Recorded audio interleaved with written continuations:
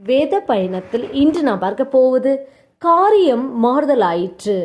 Esther 9:1 காரியம் மாறுதலாய் முடிந்தது.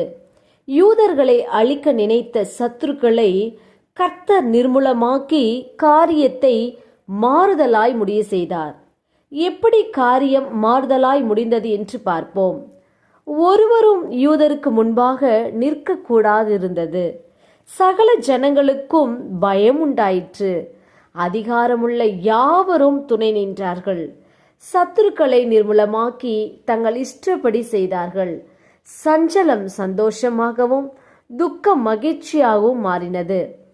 எந்த மாதம் எந்த தேதியில் சத்ருவானவன் யூதர்களை அழிக்க நினைத்தானோ அதே மாதம் அதே நாளில் கர்த்தர் காரியத்தை மாறுதலாய் மாற்றி சத்துருக்களை முற்றிலும் அழித்து தோற்கடித்து ஜெயம் பெற்றார்.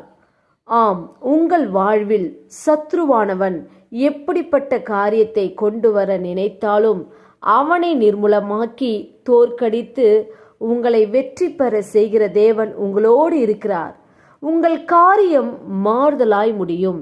நீங்கள் ஜெயம் பெற்று ஜீவனுள்ள சாட்சிகளாய் நிற்பீர்கள். நாம் ஜெபிப்போம். அன்பின் பிதாவை கேட்ட வார்த்தையின்படியே நீர் எங்களுக்கு செய்யப்போற கிருபைக்காய் ஸ்தோத்திரம். இயேசுவின் நாமத்தில் ஆமேன். கர்த்தர் தாம் இந்த வார்த்தைகளை கொண்டு உங்களை ஆசீர்வதிப்பாராக. ஆமேன்.